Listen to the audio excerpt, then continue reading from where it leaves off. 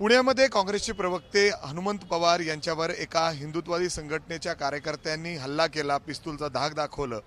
त्यानंतर स्वारगेट पोलीस स्टेशनमध्ये हनुमंत पवार यांनी जाऊन तिथे तक्रार दिली, गुन्हा दाखल झाला। या 3-4 जणांना पोलिसांनी ताब्यात घेतलं, मात्र त्यांच्याकडची जी पिस्टल होती, जे लायसन्सवालं पिस्टल होतं, ते जप्त करण्यात आलं। मात्र त्यानंतर त्या सगळ्या आरोपींना सोडून देण्यात आलेलं आहे। आणि आज काँग्रेसचे पुण्यातील जे सगळे नेते आहेत ते थेट पोलीस आयुक्तांना भेटण्यासाठी आलेले आहेत। नक्की काय त्यांच्यामध्ये चर्चा झाली, पुढे काय कारवाई होणं अपेक्षित आहे, हे त्यांच्याकडून जाणून घेऊयात। मोहन दादा आहेत आणि प्रशांत जगताप आणि इतर सगळे लोक आहेत। दादा, काय म्हणणं झालं? वेळ दिली तुम्हाला सीपींनी?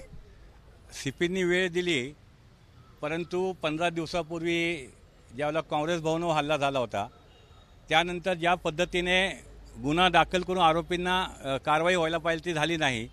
काल त्यांची मदत एवढ्यापर्यंत वाढली की एका दैनिकाच्या मुख्य ऑफिस पुढं लोकशाहीमध्ये वैचारिक भूमिका मांडण्याचा हा प्रत्येकाला अधिकार आहे, परंतु काँग्रेस पक्षाचे प्रवक्ते हनुमंत पवार यांना ज्या पद्धतीने त्या ठिकाणी पिस्तुलाचा धाक दाखवला, पिस्तूल हे दाखवलं, 4-5 जणांच्या त्या गुंडांच्या हिंदुत्ववादी संघटनेच्या कार्यकर्त्यांनी लाथाबुक्क्यांनी मारहाण केली।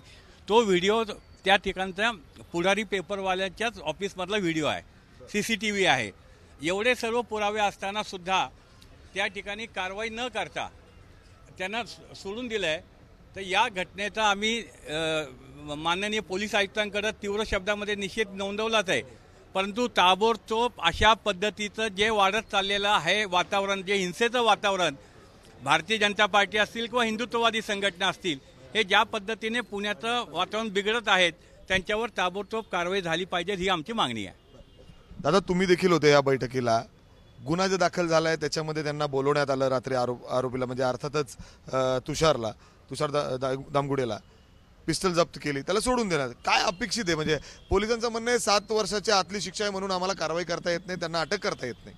हे बघा, आमचा CP अमितेश कुमारांवर कुठल्या प्रकारचा आरोप नाही, पण खाली जे चालले ना ते भयानक आहे। त्याचं कारण आहे की काँग्रेस भवनवर या ठिकाणी मोर्चा, तो आमच्या कुठल्या पक्षाने, विरोधी पक्षांनी एखाद्या मोर्चा आयोजित केला तर आम्हाला 10 मिनिटांमध्ये पोलीस व्हॅनमध्ये टाकण्यात येतं।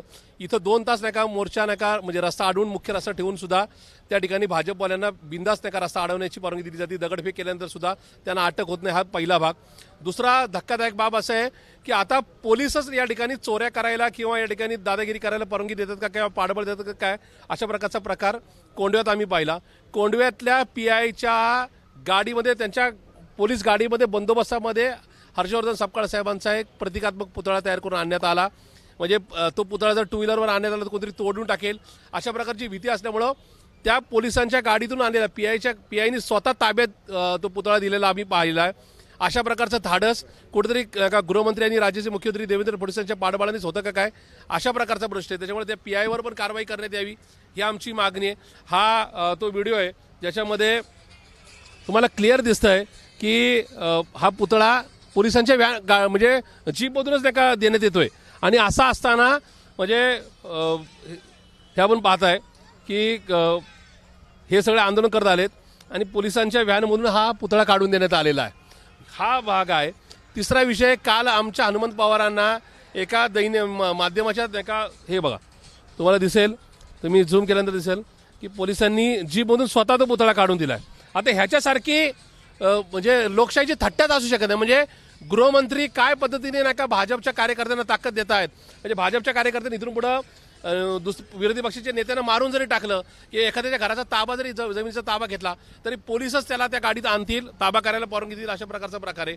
आणि तिसरा कालचा प्रकार, हनुमंत पवारांना माध्यमाच्या दरवाज्यात मारण्यात आलं आणि त्यांना त्या आरोपींना नंतर फक्त एका नोटीसद्वारे सोडण्यात आलं।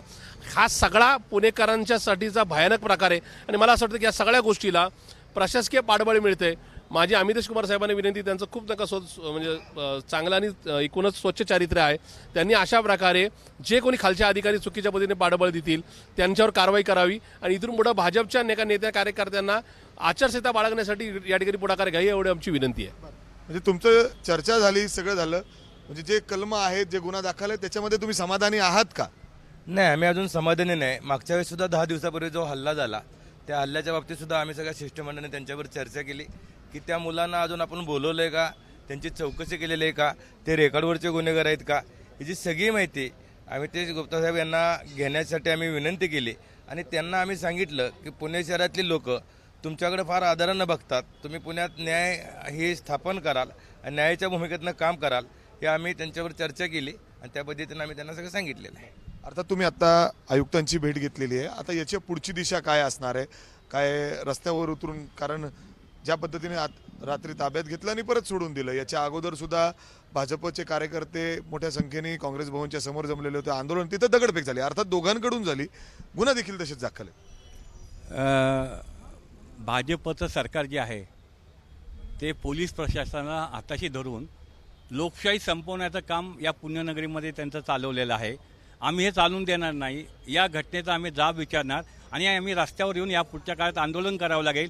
काल ज्यावेळेला दिवसाढ्या आमच्या हनुमंत पवाराला पिस्तूल दाखवून जीवे मारण्याची धमकी दिली जाते आणि त्यांना आरोपींना सोडून देण्यात येतं, ही कुठली लोकशाहीमध्ये ही थट्टा चालली आहे. विरोधी पक्षाला संपवायचं काम जर कोणी करत असेल आम्ही सहन करणार नाही आणि रस्त्यावर उतरून आम्ही आंदोलन करू. अर्थात जर आपण बघितलं तर काँग्रेसचे पुण्यातील हे सगळे नेते यांनी अमितेश कुमार जे पुण्याचे पोलीस आयुक्त आहेत त्यांची भेट घेतलेली आहे. ज्या पद्धतीने गुन्हा दाखल झाला याच्यावर कठोर कारवाई व्हायला होती, फक्त ताब्यात घेण्यात आलं, त्यांना एक नोटीस देण्यात आली आणि आरोपींना तशाच पद्धतीने सोडून देण्यात आलं, असं या सगळ्यांचं म्हणणं आहे. मात्र कठोर कारवाई व्हावी अशी मागणी करतायत. त्याचवेळी विरोधकांना संपवण्याचा प्रयत्न होतोय पोलिसांना हाताशी धरून, असं देखील थेट आरोप काँग्रेसचे हे सगळे कार्यकर्ते करताना दिसत आहेत. कॅमेरामॅन राजेश बिडकरसह मी मिकी घई, एबीपी माझा, पुणे. एबीपी माझा, उघडा डोळे बघा नीट.